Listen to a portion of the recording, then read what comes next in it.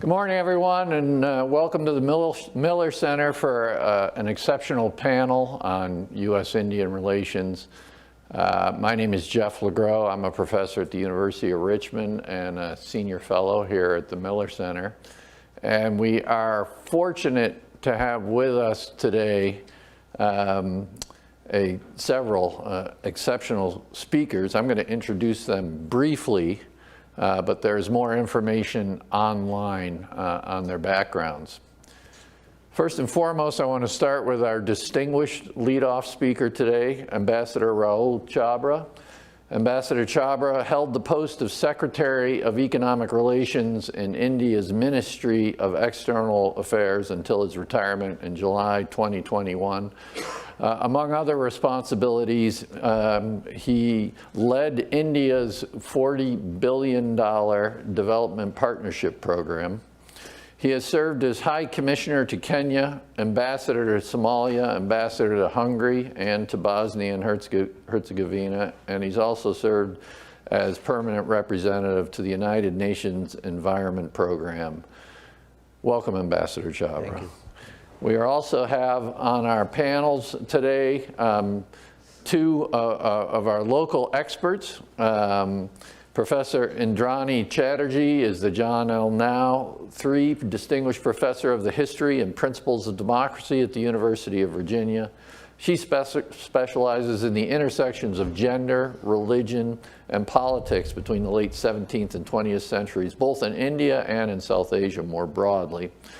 And if there is a development officer from St. Stephen's College in the audience today, they might be passing the hat because we have two distinguished alums of St. Stephen's, both Ambassador Chhabra and Professor Chatterjee with us of that very distinguished institution in New Delhi.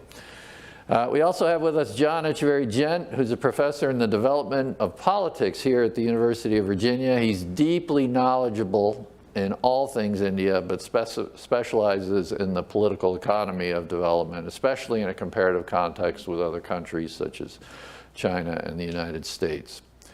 So we're going to kick off. Ambassador Chhabra will deliver about 20 minutes of remarks, and I will try to keep us on time by cueing him.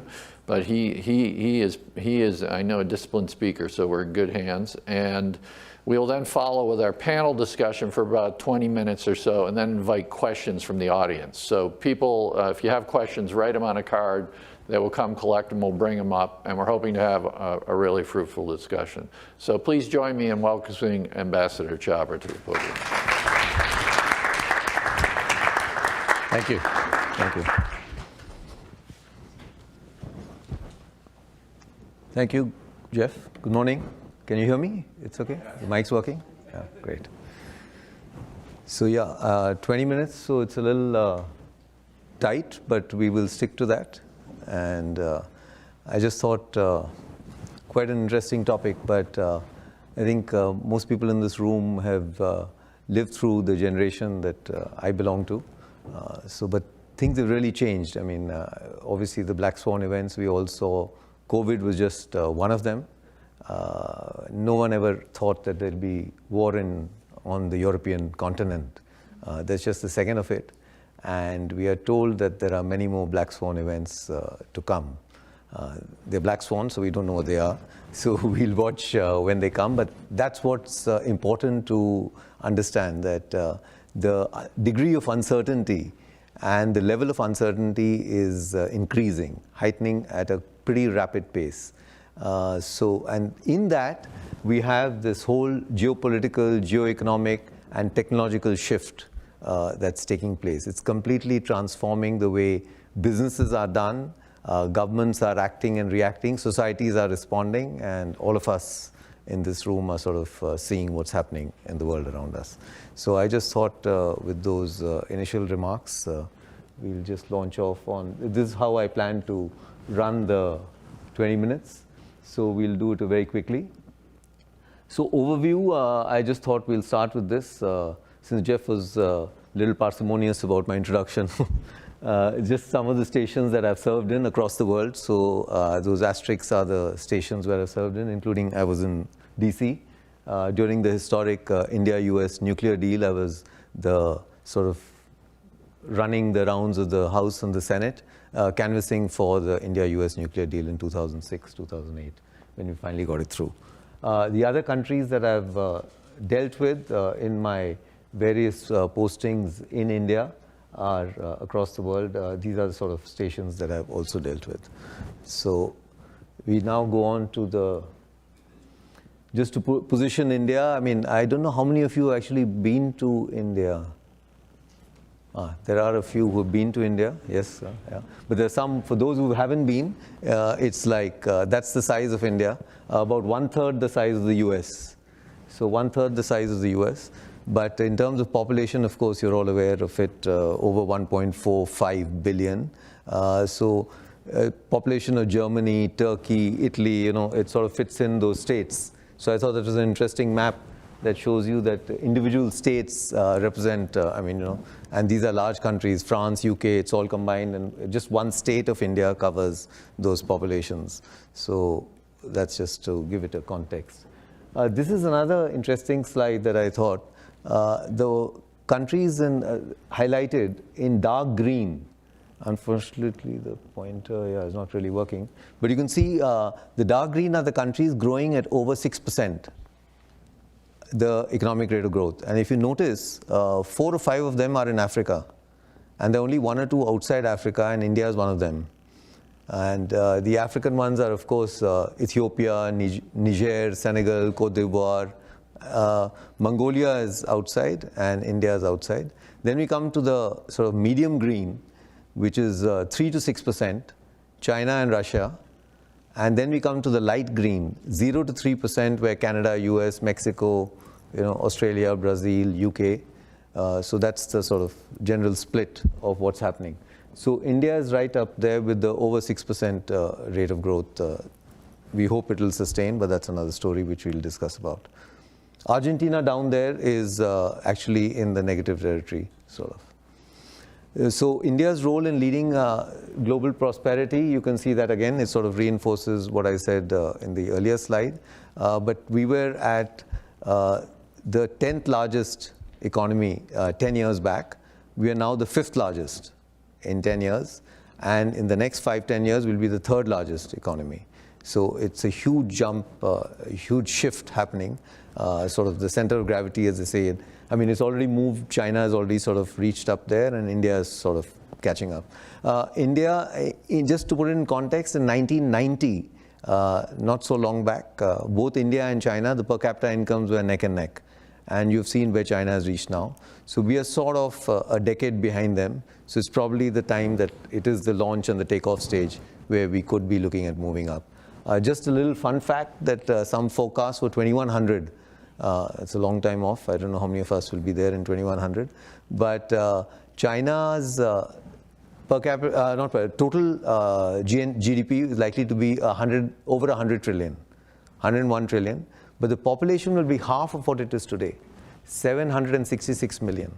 They're going to lose 100 million people in the next 10 years or 12 years. Already the number of babies being born there has dropped from 18 million to 9 million every year. So, I mean, that's the rate of decline in which their population is going down. India at that stage, while China will be a 100 trillion economy, India is likely in 2100, if these projections, maybe linear projections work, 70 trillion. And the US, 52 trillion. So that's roughly the forecast for 2100. Long way off, but anyway. The historical context of our relationship, India-US relationship. The nuclear deal I talked about. Now, of course, we are into huge lots of defense exercises. So we are talking of the strategic partnership that we have now got. It's not really working. The second box there, joint exercises, personnel exchanges. This is a real mindset change which has never happened before. The US normally does this only with its really close allies. But now the extent of defense partnership is really going up. It's not yet at the stage of obviously an alliance, which of course India being another pole is unlikely to get into an alliance sort of relationship with the US. But still, everything building up to it is already there. Counter-piracy, you know, all sorts of maritime security. Defense trade itself has gone up from zero, actually zero, in 2 decades to $22 billion. So that's how much scope there is. Obviously, it's a lot of our purchases of US defense equipment, obviously. But there's the other way also. Bilateral trade, it's there on the economic ties. Goods and services, 160 billion. The little unknown fact maybe the Indian FDI into, that figure is a little dated, but Indian FDI into the US, it's now huge and probably employs about 500,000 people. So this is not the motels and potels and the unicorns that Indians here set up. These are Indian companies coming in to invest in the US and providing jobs. That's the 500,000 jobs that they're doing. Of course, the people-to-people ties, I mean, I think you'll see it in your university also. 6% of the graduate class normally is Indians. 26% of the Indian community has degrees, they're graduate degrees. They're 1.5% of the US population. In geoeconomics part, you can see US share of global GDP. It's sort of, there's a clear secular decline. 1945 was really the peak. And now in 2024, you can see how it's come down. So its global share is now down to 24% of the global economy. The US share is coming down. Of course, the dollar remains the predominant currency still, but there is this talk and all that, and there's a pushback from the US, but we can discuss all that in Q&A. Euro is now 20% of global holdings. I mean, a currency that didn't even exist till when I was in Brussels, they were still talking about setting it up when I joined the service 35 years back. Today, 20% of global holdings is euro. So, I mean, today they're talking for BRICS. So there are alternatives coming up. This dollar domination is on a sort of a declining. Obviously, it's on the margins. It's nothing so significant that you can talk about it so emphatically, but there is a clear decline. That's the main point that I wanted to make. But still, share of global foreign exchange reserves, 58%, the dollar. Share of export invoicing, 54%. Share of foreign exchange transactions, 88%. So it's still a huge dominant this thing. In terms of bringing in China into the geopolitical mix, it's really, as they say, a Sputnik moment for the US. This is even before DeepSeek. Of course, DeepSeek sort of showed the world a lot where China was. But even before that, their dominance in electric vehicles and that technology, batteries, solar, and in rare earths and all, it's really mind-boggling. I mean, everything is 80%, 70%, 90% of global production, supply chain, and technology. I mean, we just don't seem to get it yet, but they are there. They seem to have arrived. They worked in this program called Made in China 2025, launched 10 years back, and today the results are there for everyone to see. So they said it and they've delivered it. They have this concept called dark factories. I don't know if people have heard about it, and some of you may have heard about it, but these are actually dark factories and they're dotting the landscape there. They run they're all robotic run.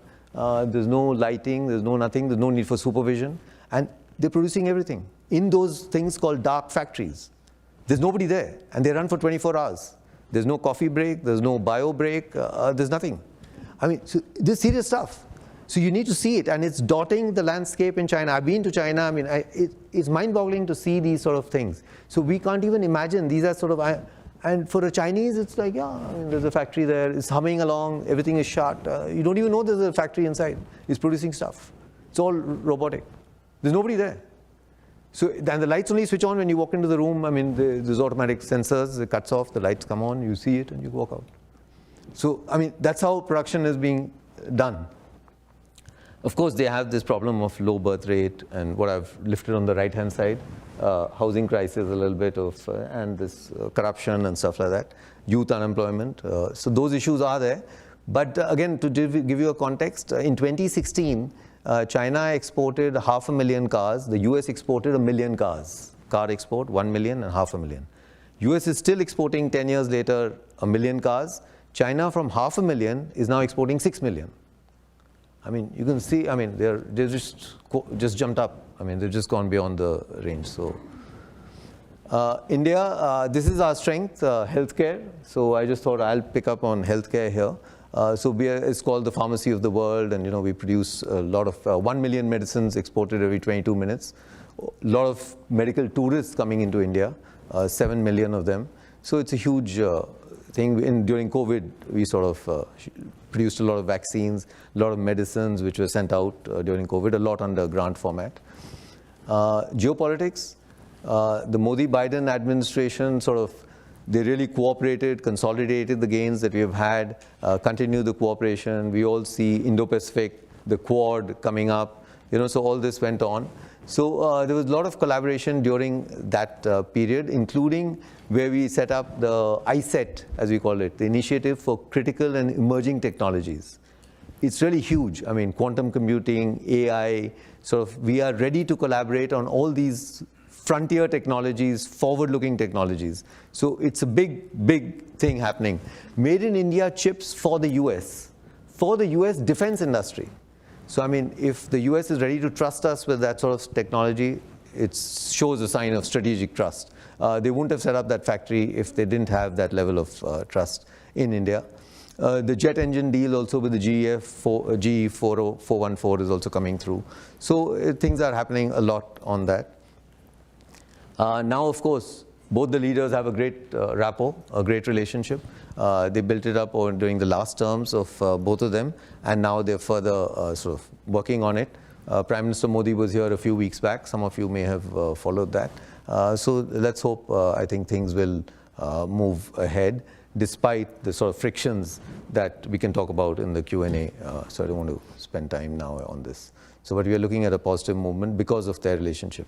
The people-to-people contact, again, I found this quite fascinating. If you see, that's the Indian flag. I don't know if you can notice it. I'll have to point it out here.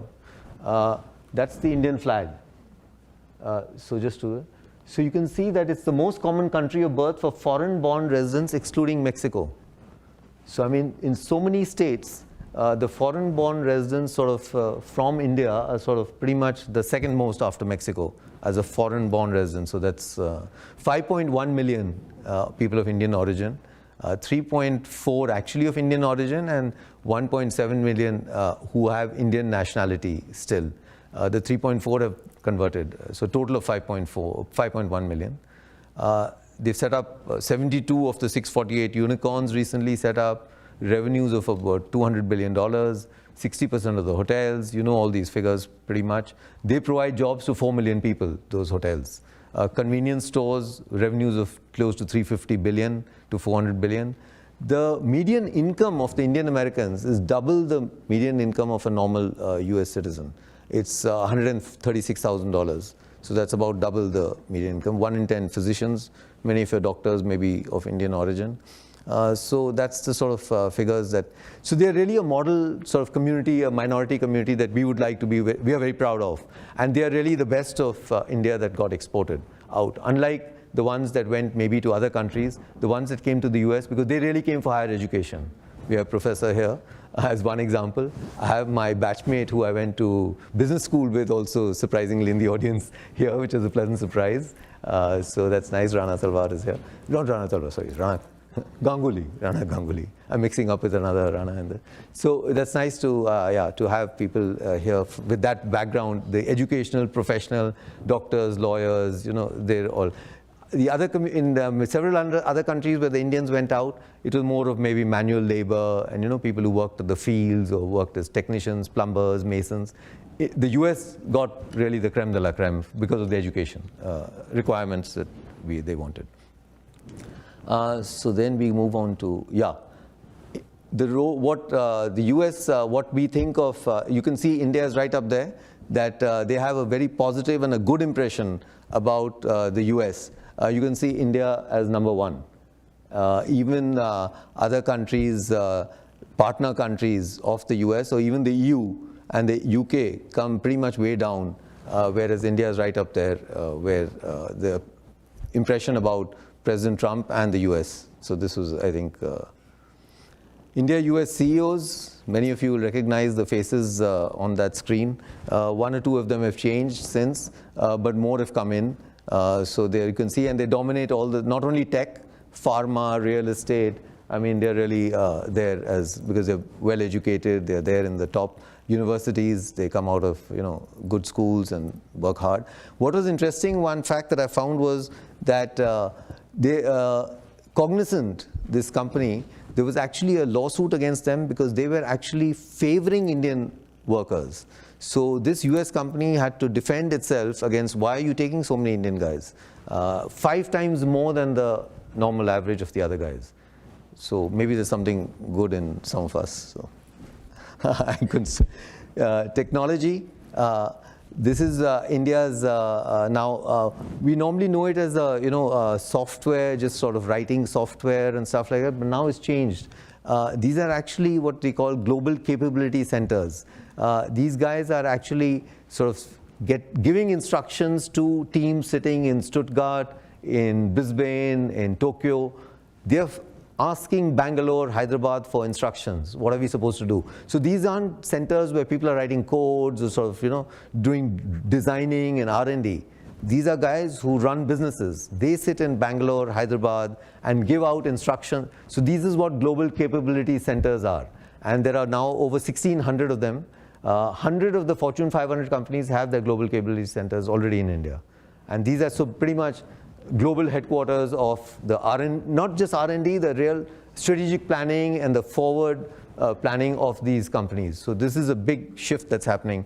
Unlike what people normally think, it's back office work and it's the drudge work of looking at data and number crunching.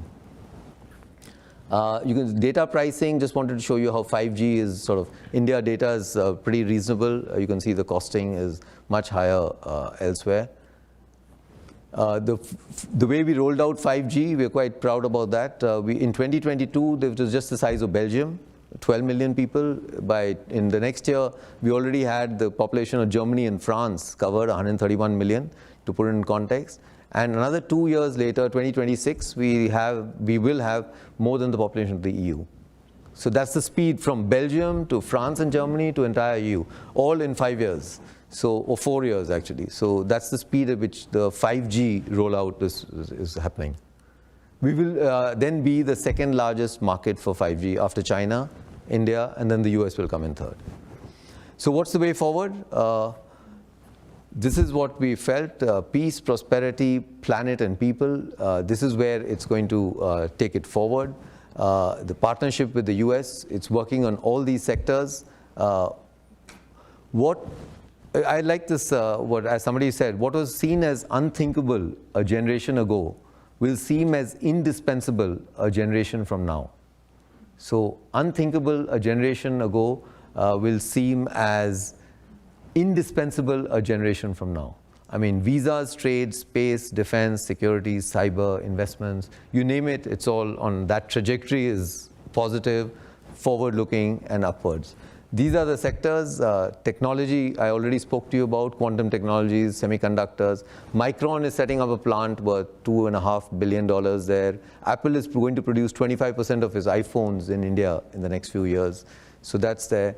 In supply chain resilience, there's a Bio 5. So there's a lot of collaboration between the pharma companies in both countries. It's huge to try and reduce the dependence on Chinese pharma, and there's that movement towards supply chain resilience. And then defense cooperation, we already mentioned that. Clean energy and climate initiatives, that's the other one that we are looking at, including Indian investment in US solar. There's a huge Indian, it's called Vikram Solar. I think they're investing $1.5 billion in US solar company. In the general civil, nuclear, and space collaboration, I mean, we're looking at final negotiations before the US civil nuclear companies can come in. There are some restrictions on that because of nuclear liability laws, because we had this huge disaster, the Bhopal gas tragedy. So I think because of that, there's these legacy issues, so we are trying to resolve it. Hopefully by this year end or by next year, we'll have that done. Economic outlook generally, I mean, we have, again, another company, Bharat Forge, has set up a first aluminum forging company already set up here. So while the new President Trump is looking at getting investments in, there are already Indian companies that are investing in the US and looking at investing and increasing their investments. The other side, there are over 1,000 US companies operating in India. So over 1,000, so this is a big market for US companies. So on that part, I think I've met the time limit. Did you signal? No. So I want to end on that note that it's a very positive sort of story. It's been a great story over the last 2 or 3 decades. It wasn't as good before that, I can tell you. when I was growing up, there was always this negative perception about the US. I don't know, I think many of you are of that. In 71, during the Bangladesh war, the US moved its 7th Fleet in to sort of threaten India. That was a pretty scary thought, to have the US 7th Fleet off our coast.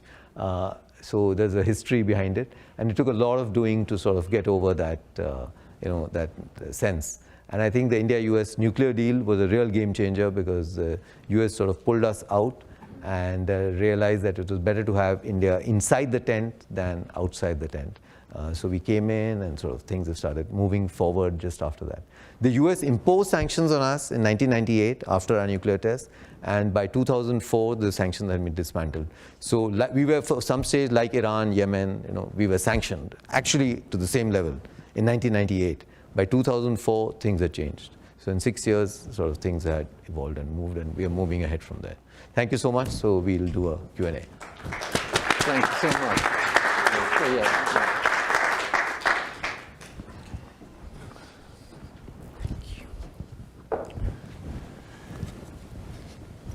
Thank you so much, Ambassador Chhabra. That was a tour de force across the horizon, and you did it within the time. That was really spectacular, so really appreciate it. We're going to have a kind of conversation about what's going on in the world and many of the topics that Ambassador Chhabra covered. I invite you to submit questions for when we'll turn to your questions later in our program. But I'd like to start off by John getting your opinion, and then maybe the reactions of others to it.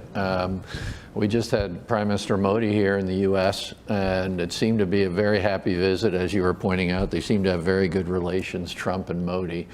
But Trump has been very consistent on saying, that's really bad what India's doing with tariffs, 70% tariffs. Even when Modi was here, he's saying this.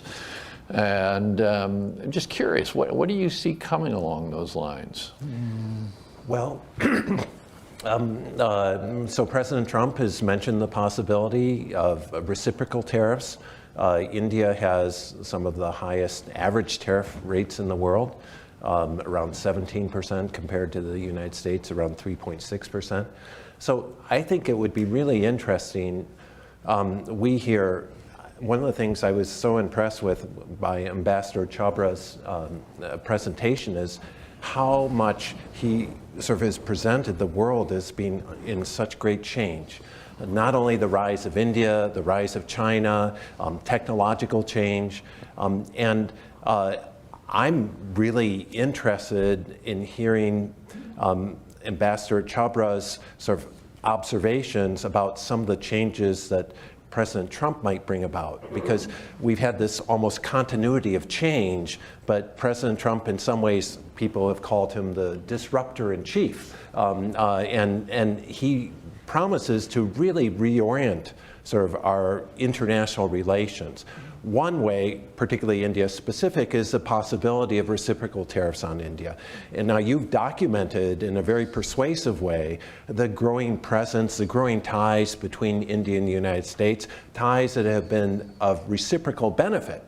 But I'm wondering if, in fact, the United States should engage in something like reciprocal tariffs. I think it would be really valuable for Americans to hear an outside perspective on the implications of these changes. So reciprocal tariffs, I mean, that's the starting point. That's how you start a negotiation. But when you actually come down to it, I mean, there's a lot of give and take. I mean, the classic argument, and it doesn't need to be made, everybody can see it. A developing country obviously cannot afford to bring the tariffs down to that level. It's the infant industry argument. There's no need to even argue it, because these are really, small farmers. They are small. So people who come and visit India understand and see that, it's obvious that this country, it's like asking me to pay, $10,000 for, I mean, my salary is only $1,000. I can't pay you $10,000 for it. So there's no way that you can actually implement that. So that you start with saying reciprocal tariffs, and the reciprocity can work with a reciprocal partner of equal Canada and I don't name Canada as a diplomat, I shouldn't be doing that, but you know, you can have a reciprocity with another country which is equally of the same status. But in a country with a $50,000, $60,000 or $80,000 per capita, and a country with $2,000, I mean, you know, so that as I said, it'll begin like that, but then there will be always give and take. And then because the size of it, I mean, like President Trump had mentioned about Harley Davidson or the pistachios, you know, or bourbon whiskey, you know, how many people are consuming that? So India is sort of, you know, it's more a social thing that, you know, we are taxing the luxury goods, bourbon whiskey. Okay, so you can bring it down from, let's say it was probably at 75%, you bring it down to 50%. Or a Harley Davidson, you know, how many would you sell in a year? 500, 300, 200, you know. So we're talking of, you know, so then when that's quantified, people realize that, look, it's more symbolic at that end. Whereas if India is coming in here, is benefiting, and these tariffs and trade, there's always sort of, you know, the unsaid sort of understanding also, you know, I'm giving you that, but remember that file is pending on that. So those things will never come out, you know. So that's where the compromises are made. That, you know, there is this deal that, you know, the jet engines we forgot about right. 6 months back. So what about that? You know, I've reduced the thing. Now what about that? So, you know, that won't even be known what was negotiated.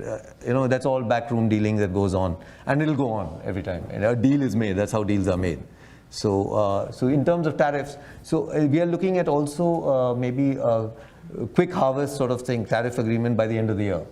So anyway, if you've stretched it, you know, another 6-8 months, by the time you negotiate it, so nothing will happen before that. You'll announce it, it'll be threatened, people will talk about it, and then you come down and sit across the table and sort of work out a compromise where obviously both sides have to agree to it. Otherwise, there's a complete breakdown. You know, it's not a unilateral, I mean, one side imposes and the other side does not react. So just follow up on that. So are you predicting that it kind of fades in importance because deals are made in other areas, or are you suggesting there'll probably be some kind of US-India trade treaty by the end of the year? It'll be hashed out there, but it will still be focused on actually reducing those tariffs significantly.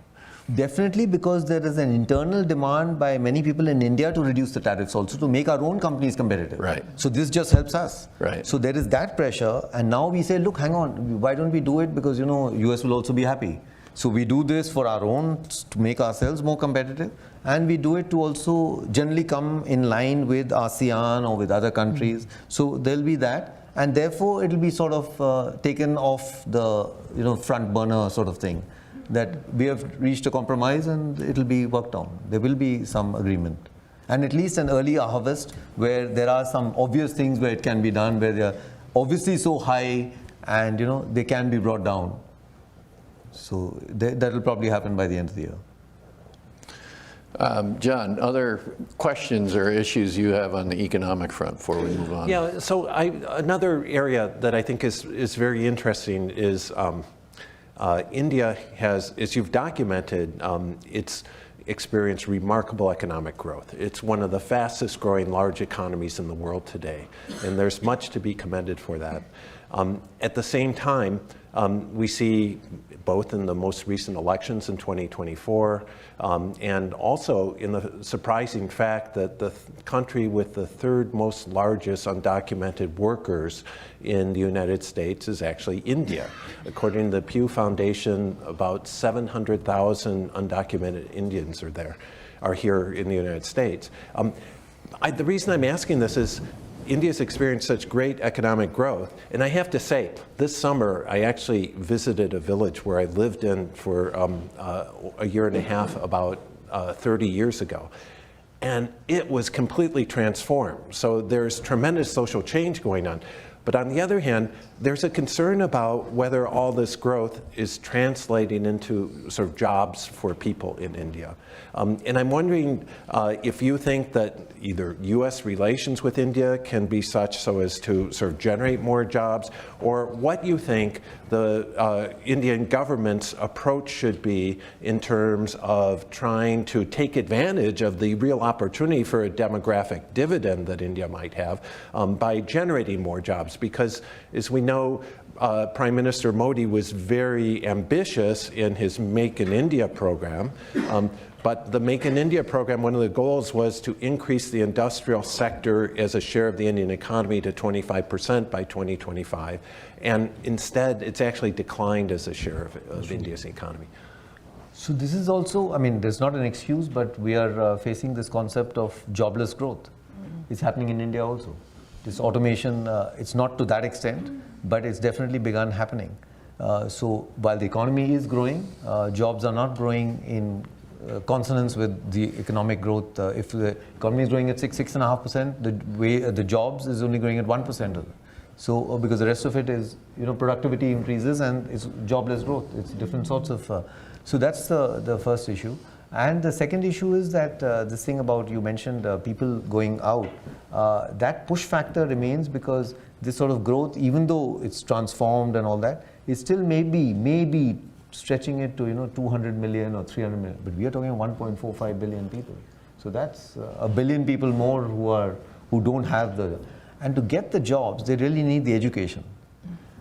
Education is still not sorted out. I mean, even at the primary level, starting with primary and even all the way up to, that's why people continue to come to the US for the higher education. But even primary education, unfortunately, we still don't have enough schools for the kids to go to school. But there's such a quest and a thirst for education that you'd be surprised that, even at construction sites where there are mothers, with heavy loads on their heads, their children are actually attending a school under a tree outside the construction site, where volunteers and social workers are going there and conducting classes for these kids. And those mothers are ready to pay half of their earnings to these teachers to make these social workers don't need that money, but it's just to make the person feel invested in that education. And this is serious stuff. There are 20 kids sitting outside under a tree getting education. That's the sort of education still being imparted to large sections of society in India, and including just outside Delhi, at the big Gurgaon and these new cities teeming with the ultra rich and the mega rich. There's this other side of it that everybody can see. So there is a clear mismatch, and until we get that basic elementary middle school education going, so the demographic dividend, the people who are coming out are actually not really educated. So they are growing up and becoming a working age, but not able to do much more than do physical labor. And in today's industry, it's not really the physical labor that's required. It's a little more of some sort of skill, some sort of social skill, some sort of, this concept of coming on time, as basic as that, and you can't take a break every half an hour type of thing. You're on a shop floor, These are cultural, social, so that, but that doesn't come by living in these villages and all that. You need to go to school, there's a timing, there's a curriculum, you follow it. So there's a lot of that to be still learned and absorbed by large sections of society. So I'd like to just switch for a minute to a topic of local interest, and we're gonna go back to the world writ large later, but there's obviously a lot of interest in our community in educational exchange and technological cooperation between universities and writ large. Historically, it's been very hard to set up programs in India. There's been a lot of limitations on it, something I worked on personally for a number of years. But now there seems to be a change in this regard, and just be interested in your perspective on where do you think that's going? And is it a real change, and is there going to be a shift in the way foreign universities operate and collaborate with Indian universities? Yeah, definitely. We now have this new a new education policy that has been launched as a formal policy. So until then, it was really not allowed. Foreign universities were sort of barred from operating. Now there are different models that can be followed, and there is encouragement because the government has seen that we are lagging behind in that respect. So there's a lot that can be gained from having these universities operate on Indian soil. rather than having the students just continue to go abroad. So why not we sort of try and capture that? And in addition, the other benefits and advantages that these universities bring in terms of actually upskilling the population, and you can get much larger numbers covered in India at a fraction of the cost. So why are people paying so much to go out? They could get that here itself. So they have the very fact that it's been understood at the highest levels, because this was a cabinet note cleared, so everybody sort of, the government, so it's not just some people or some universities deciding to do it, it's actually now the policy of the government to sort of, so policy makers at the top level have sat and drafted this policy. So there is a clear change of mindset where, look, we are losing out on this, and why don't we sort of encourage it? Because the other thing was that the foreign universities were setting up, if not in India, they were setting it in Dubai, Singapore, and Indian students are going there to Dubai, Singapore. So again, the government felt that, look, why are they going there? Why don't they set up in India and come here? So there is this thing, but of course, this still needs to be ironed out. I think there are many universities that are looking and talking, but there's still, because it's a new policy, so there are going to be obviously hiccups in the implementation. So it will need more further fine-tuning the rules and regulations and all that, and things are moving ahead. Yeah. Professor Chatterjee, please. So thank you for that. I wanted to begin by my role as a teacher here and compliment you on your PowerPoints. I struggle to explain the size of India to my classes, and your first point saying India is 1/3 the size of the USA is something I want to steal from you. So, that aside, I was in fact going to push you a little bit on two things that connect with what John is saying and what you have just talked about, re-education. One is in the most recent budget, in fact, the amount set aside for primary education seems to have gone down. And the second aspect of that I wanted to signal in terms of youth unemployment seems also to be, not being addressed by the military Agnipat recruitment model that had been offered very recently. I'd like to hear your thoughts. I know this is domestic policy, but this is domestic policy that has implications for both unemployment as well as youth unemployment, as well as for education. So I'd just like to hear your thoughts on both those fronts, military as well as the budget. So on the budget, yeah, I guess it's priorities that the government has to sort of balance, and in their wisdom, they've decided to spend more on wherever they have and withdrawn from primary education, which may not be a good idea from what we are speaking about. But then I guess in the immediate, whatever, they had to sort of play with that much funding that they have. So they just had to allocate the resources. So it may not be such a good idea, as I said, from our point of view, but we don't know where exactly they have decided to refocus. So maybe there was a more pressing need in some other sector. So obviously that it has gone off there. So, but everybody understands, realizes, and knows that there is this huge issue which needs to be addressed. So, and private schooling is coming up, but it can't, most people can't afford it. It's very expensive, private schools. And then there are these other schools which really aren't schools, as I said, under the tree and all that. And that's really not a substitute. But that's the best that they can get. So it's better than nothing. So that's the other way of looking at it. That otherwise the kids would just be sort of playing in the sand sort of thing. Now they're at least learning the alphabet, they're learning numerals, they're learning counting and stuff like that. So there is some learning happening. The other alternative being that there is nothing. And same way in this thing. Regarding the Agnipat scheme itself, there was debate, and there still remains a debate whether, I don't know, for some of you who may not be aware of the Agnipat scheme that Professor Indrani mentioned, it's a scheme wherein the government decided to take in people for a short 10-year service commission, just 4 years or 6 years or some such thing. So you join the army and then you leave, sort of, you're then trained and you sort of leave. There was a lot of debate initially, and it continues to debate, because when you go to the front line and if you're going to die, I mean, are you going to die because the job is only for 4 years, and if you're at the end of 2 years or 2.5, 3 years, But if you have a 40-year career, and then you actually on the front line, there's a different mindset. And that because then the government will look after your family. You've already earned your spurs. There's a different camaraderie also that has developed, which may not develop in 4 years. Obviously, it will not. I mean, you can't compare 4 years to 40 years. So, but the government had its own ideas at that time and has introduced a scheme. It's started rolling out. It's picked up people and all that. And some of them are coming out also after that, well trained and saying. So but it can't really address the unemployment issue. I mean, that's just a few, 500,000, 2,000, not even 500,000. We are talking of 1 billion people. So this is just a drop in the bucket, you're just on the margins. So it's just, so it won't really address an unemployment issue of the nature we are facing today, for which we need to do the industrialization model that John mentioned. We were supposed to get to 25% of manufacturing by now. We haven't. We are still at 16%. So that's where the issue really lies. Factories, workshop. But can we beat the Chinese at it? I don't know. I don't know how many of you have been to China. Some of you have been? No?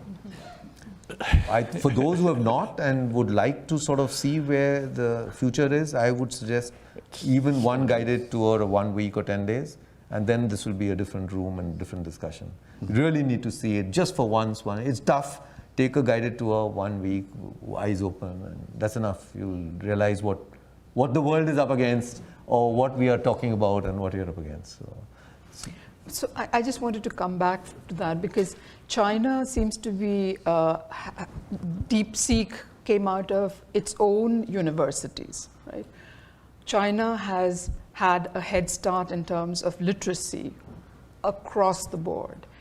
And so it seems to us that, at least it seems to me, that trying to compete with China would also need investment in that kind of social, across the board literacy, and also investment in higher education very seriously inside India, which I think is something that Prime Minister Modi talks about when he talks about indigenization, Atmanirbharta of manufacturing, but it also seems to compete with the increasing tilt towards IA, in artificial intelligence, and ChatGPT, and all of those factors that make us much more dependent on the superconductors and semiconductors outside of India. So would you like to tell us a little bit more about what India is doing vis-a-vis this highly technical education and amping it up inside India, as well as decreasing its dependence on China or even other places? So we have set up a huge fund for R&D now. We have realized that R&D is critical, and we aren't spending enough. We are spending only about 1% of GDP. The US spends 4%. China spends 4.5%. We used to spend 4%, but go ahead. Oh, it's gone down. It's been 4%, yeah. So maybe it's going down now a bit. So not a good sign, but anyway. But we are going to amp it up quite a bit. Because we realize that, as I said, China is 4.5%, and all the societies have gone up, South Korea, Japan, it's all huge figures. So you need to spend that sort of funding, and we are now allocating that. That's one. Then we are trying to attract the manufacturers, like the chip manufacturers. I said Micron is coming in. So we have made those.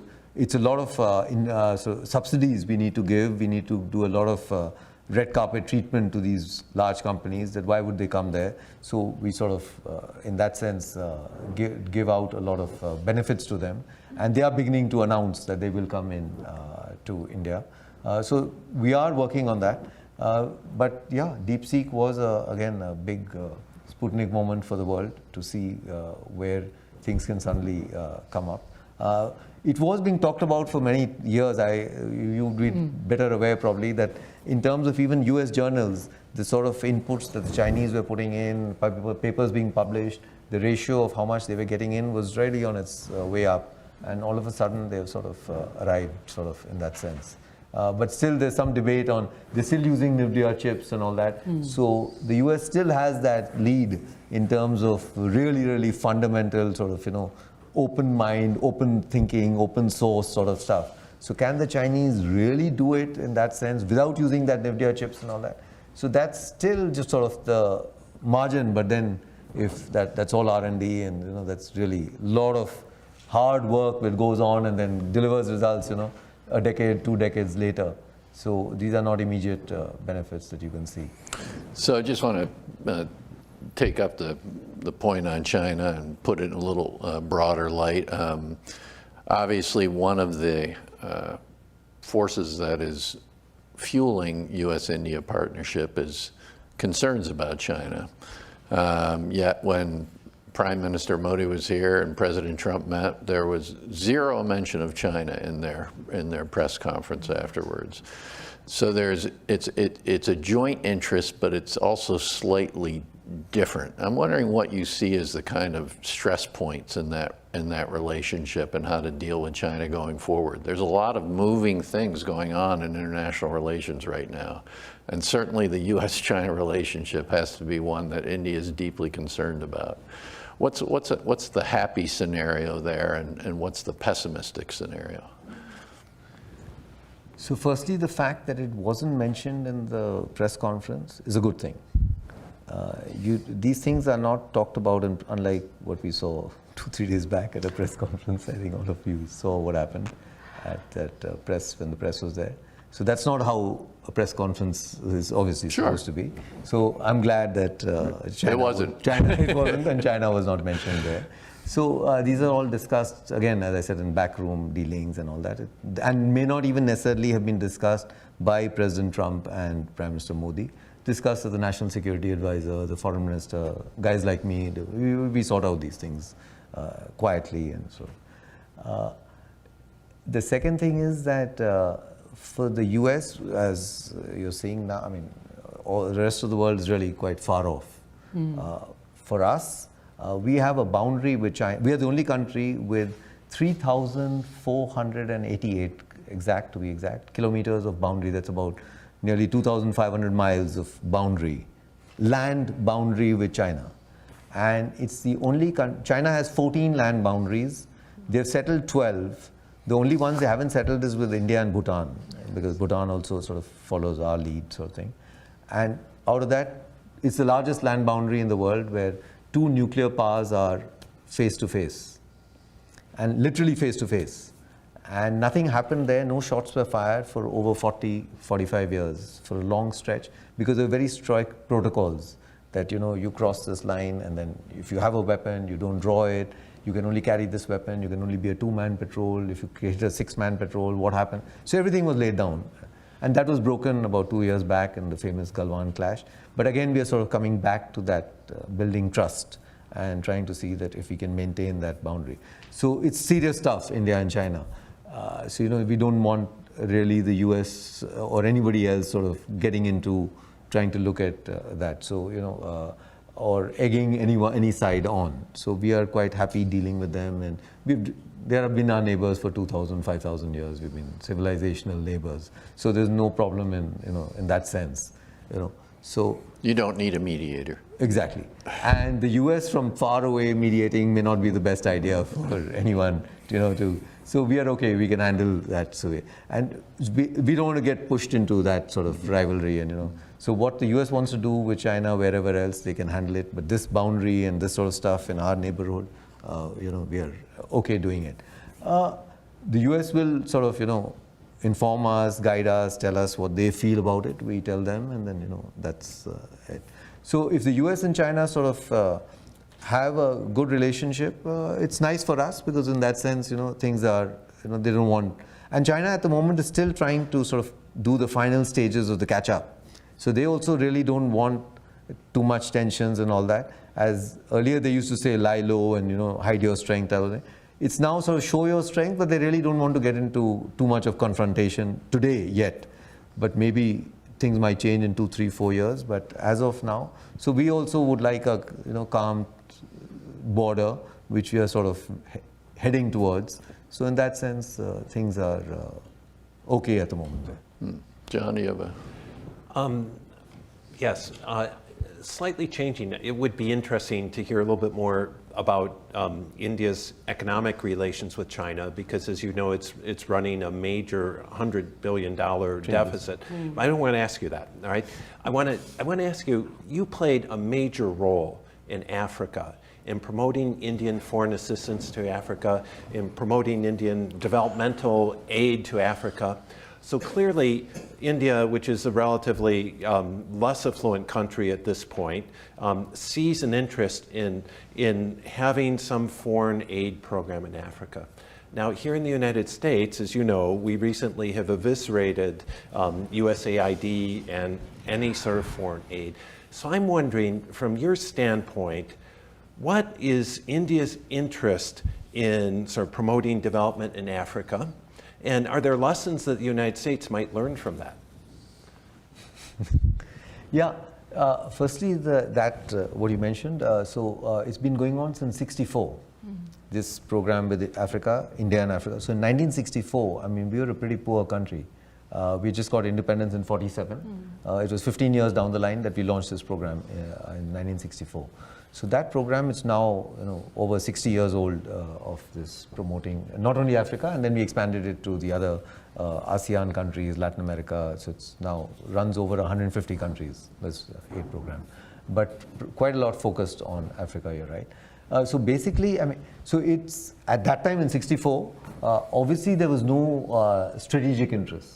India was barely surviving itself. It was literally hand to mouth. We were under PL 480, the famous grain program that the United States agreed to give us food, and we were shipped to mouth sort of situation. At that time, we were already sort of, giving out aid to Africa, sharing our technology, sharing whatever we could in that sense. So it goes with that larger concept of, larger neighborhood, brotherhood of India. It's the philosophy of Gandhi, Buddha, in that sense. There was no real grand strategy, which obviously today we can reap the benefit of, because we had been investing in that for 60 years. So today we have Indian communities there. We want to trade with Africa, probably have access to some of their minerals. So obviously there is a strategic interest in that coming into play. But that can only be, the card can only be played because it's being played out for the last 50, 60 years. So as you said, when USAID now withdrawing their cards, I mean, you're sort of cutting your nose to spite your face, so to speak, because you'll not be able to use that benefit, which USAID has this huge goodwill factor, the program which runs out all over the world, which will not be actually be able to use. But India is continuing its program, and as I said, it's $40 billion for a country like ours.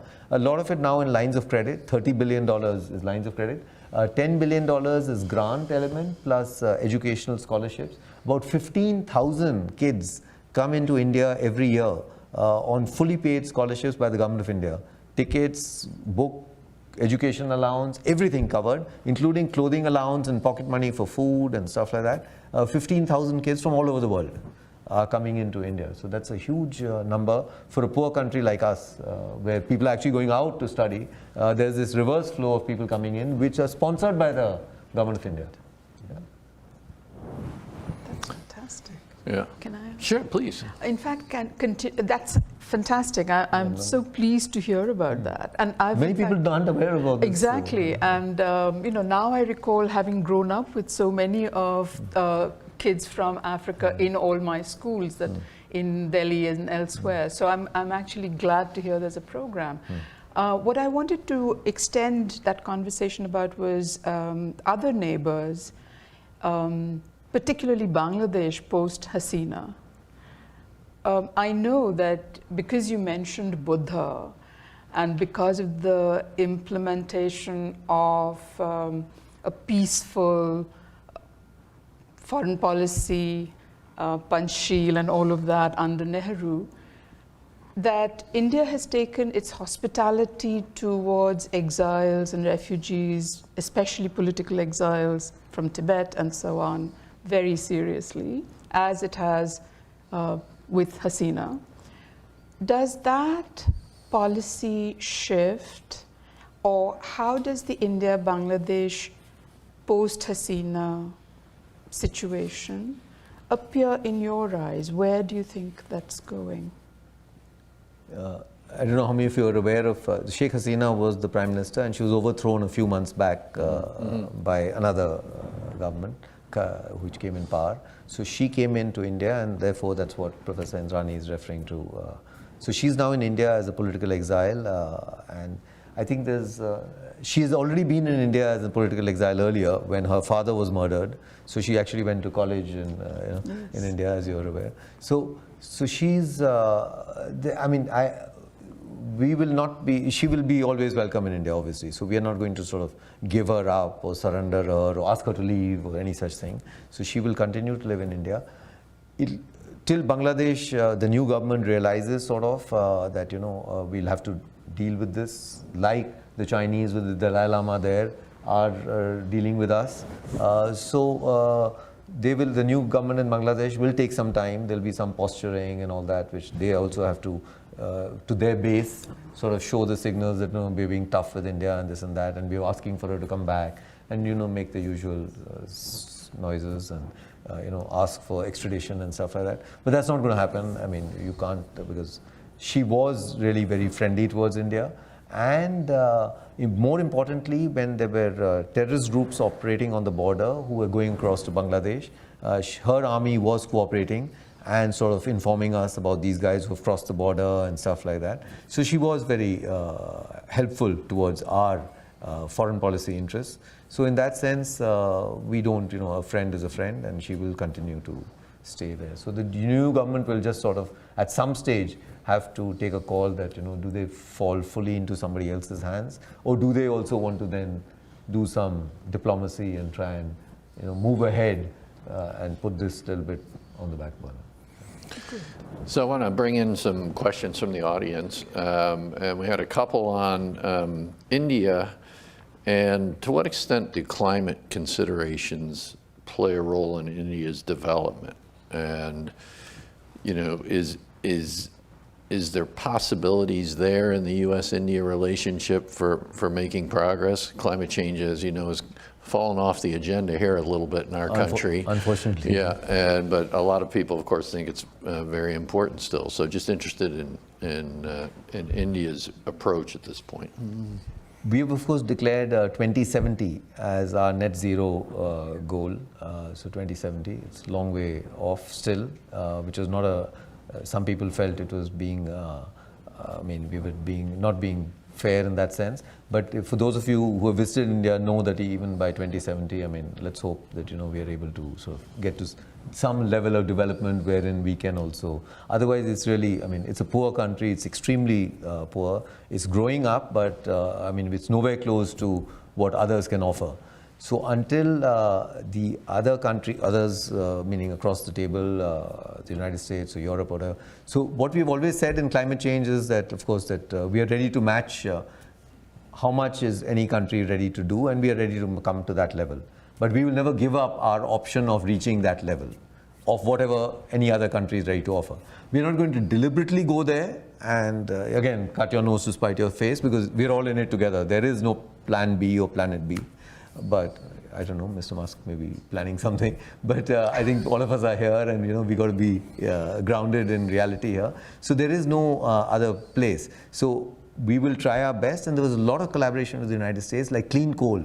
Clean coal was big collaboration, and it continues to be with the United States. So green energy, green tech. So there's a lot of collaboration going on with United States and everybody else. So considering that India is still sort of just beginning its path to industrialization or growth, there's obviously tremendous scope of sort of leapfrogging technologies. So like the cell phone, we completely leapfrogged the landline, many of us didn't ever go through landline, you jump straight to cell phone.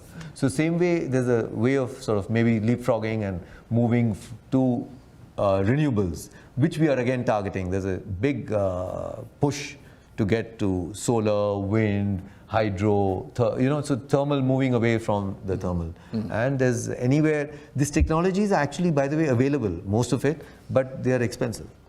Expensive meaning atrociously expensive. Right. So for a country like India, we can't afford to pay for it again. So until again now the world realizes that, look, you can't, like we did in drugs, by the way. You know that we we sort of did the drug thing, and we saved ourselves because we didn't sign on to the patent laws, and the used US drug or Swiss drug manufacturers were ripping it off. I mean, they were all, you can make out from the share prices, from the profits they were making. I mean, so this is profiteering from health. And we said, no, we are not signing on to this, and we will sort of reverse engineer the same drug. So same way climate change, I mean, there is technology, it's available. Now, if you're going to charge, $10,000 for a new bulb or something, I mean, I can't afford to pay it. And if I can make the same bulb in $100, then I'm going to figure out how to make it, and I make it. So sort of, I mean, we haven't got there yet, but that's where technologies, pricing, government, all this steps in. And how do you want to climate change, climate finance, who has these technologies, how much does it really cost to develop it? Beyond a point, I mean, companies are just making profits on technologies that develop, they've got their amounts back. That's a debate, actually. Because then they say, how will we fund new research? How do we pay? So there is a point that obviously I can see that even the drug companies have. But there has to be some sort of balance between, lives or climate, or, these are all public policy issues.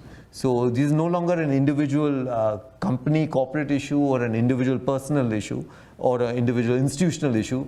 These are now completely, public and global. So they're actually global issues. So, and now 150 countries benefited from that drug program with the vaccines and the actual drugs, because otherwise the world wouldn't have been able to afford if they were all going to buy from Merck or Pfizer, or they wouldn't have been able to afford it, to get those vaccines. So they got it from India at $1 each or 50 cents each, and we gave them free, millions and millions of doses. A few, maybe close to 1 billion, I mean, they were just given out because that's what it costs to make it, actually. But if you charge each one $40 or $50, there's no way that people will get vaccinated. So it was a classic example of how these things will work. So similarly now climate change, I guess the technologies are there. They just have to be made available, widespread, spread out, encourage further development of that technologies. So somebody has to sort of step in and sort of do the maths and do the balancing. So wanted to switch topics based on a question again to immigration. And the whole India approach to immigration may seem bewildering to some Americans in the sense that you have Prime Minister Modi lobbying to allow highly trained Indians to leave India to go to the United States, which you would think, why isn't India doing more to keep its highly trained individuals in the country? That's one side. The other side is you have now, India, I think, is the third largest population source of undocumented immigrants in the U.S. behind Mexico and El Salvador, estimated at 700,000. That number could be off. But we're seeing pictures of Indians being handcuffed and put on planes back to India. And of course, that must cause some sentiment in India. So I'm just wondering, how is India going to navigate those two sides of it, and how do we understand India's approach to immigration towards the U.S.? So dealing with the second issue first, we have always declared that we are ready to take back anybody, anywhere in the world, so nothing to do specifically with the U.S. Any guy who's gone undocumented abroad and he's illegal, he's there, he's been arrested, we'll take him back. The only issue is the person or the government has to prove he's actually Indian. Now, it can be quite easy to prove I'm Indian or she's Indian or this thing because we talk or speak the same language. But it so happens that 200 million Pakistanis also speak and talk the same language, dress similarly. And so if I put a Pakistani here, it'll be sort of difficult to make out is he Indian or Pakistani. So just because he says he's Indian, we take him back and you suddenly have 300, 500 terrorists who go, sorry, all Pakistanis are not terrorists, but that's how infiltration is done, by the way. So just to understand the issue and why we can't take them. So suddenly you have 500 guys who have gone in officially on the plane and they're supposedly Indians and now they're all over the country. So so that's the first issue, why I can't just take, because you say you're Indian or I claim Indian, but I'm actually Pakistani. So I can't just take you back. I can't take somebody back. So I will take them back when you're proved. Now how do you prove? So when you ask this Indian guy, wherever he is in the United States or wherever he is, So what's your name? He'll give his name. What's your family name? So we check back in the village, and we find that there's no such guy with this name, and his dad's name, mom's name. There's nobody like this who exists in the village. Now he's saying it deliberately because he doesn't want to be sent back. So he's destroyed his paperwork. He wants to be undocumented alien and get some refugee status and ultimately citizenship, because this is a better world in that sense to him. So he wants to stay back, even if it means staying in jail. So if he doesn't want to go back and he's giving wrong information and I can't confirm that he belongs to that village, I can't get him back. That's the undocumented. So we can't take the 700,000 people back till we prove that they are Indians. And we can't prove they are Indians because they're not giving the correct information. Some of them, having been in jail and having suffered and come through, they didn't know they were coming through Mexico, El Salvador, have decided enough is enough and are ready to go back. So they give you the correct information, we check, and those are the guys who got put on the plane and sent back. But all the others, if till they don't give the and this is true, as I said, of all over the world. So this is a ongoing program, it's a regular program, it happens all the time. Of course, for the optics, there was a military plane and there was, but that's for the optics. But that's happening under the radar. It's happening every day. People are being sent back on planes and this thing. The minute they themselves have given up that we've had enough, we've tried it, it doesn't work, we spent 5 years, 10 years, this thing is not working, or I'm just missing my family, or whatever reason, I'm ready to give my information. But most people, even today, are not ready to give their information because they rather be here. So there is that push. So that's the thing. Being handcuffs and all, of course, they explain, but the US side explained that these were really people who had indulged in other, little more than just coming undocumented. They were then caught, doing other criminal activities. So they were actually now criminals. Other than the fact that they were undocumented, they had also indulged in, maybe some activity which required them to be handcuffed and restrained on a flight. Because, the US, or nobody wants the flight, and you have 30 guys banging on windows or breaking something, and then you suddenly have the plane going down the whole. So you can't afford that, because these are actually criminals who have done other criminal acts. So they are violent in nature, and so that's why they were handcuffed, and that's what the US explained to us, which probably makes sense. And India also, we were sort of okay with them coming back, sort of. Nobody says it officially, but that it sent a signal to the rest of India also that, look, it's not very easy. You don't just land up there and, this is El Dorado, you have a job and you have, you'll get to drive a nice car and you have that's not how it works. See, guys are coming back. So please don't try this, because many of these guys are really uneducated, illiterate, just looking for a good life abroad, and are getting taken in by syndicates. And these are criminal syndicates, going literally house to house, saying, look, put your house on mortgage, give me this money, give me this thing, I'll say, get your son, I get your daughter into the United States, or UK, or Germany, or wherever. So this is actually organized gangs doing this. So the message needs to go out to village with photographs and all that, look, it doesn't work. These things don't work. But maybe even one guy working or two guys are ready to take that risk and do the crossing. Now that's really, so till you clamp down on these syndicates, these are well-organized syndicates, they've been running for decades, so the local police has to get into action, and it requires a lot of coordination, so that's working on. That's great. So that's the second part. The first part of your question was about why not stopping these guys? Because there's just so much talent. There's just so much people there, and we aren't producing the number of jobs for them. So might as well they go H1B or L1 and come to the US. And as I said, it's no longer thought of as a brain drain, like a brain drain, but it's thought of as a brain bank.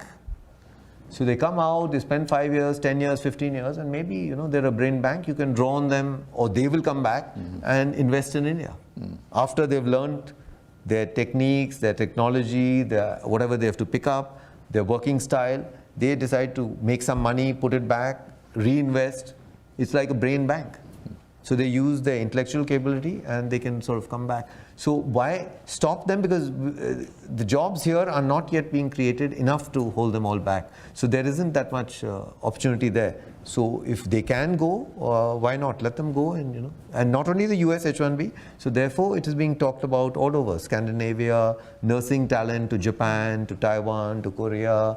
As I said, the Baltics. So we're negotiating these mobility and migration agreements, as we call it. So nursing aid, teaching aid. So all these people are going out because there's just so many people there. Wonderful. Unfortunately, we're at the end of our time today. It's been a wonderful panel. I want to thank Professor Echeverri-Gent, Professor Chatterjee, and a special thanks to Ambassador Chhabra for a really great session. So please join me in thanking our panelists.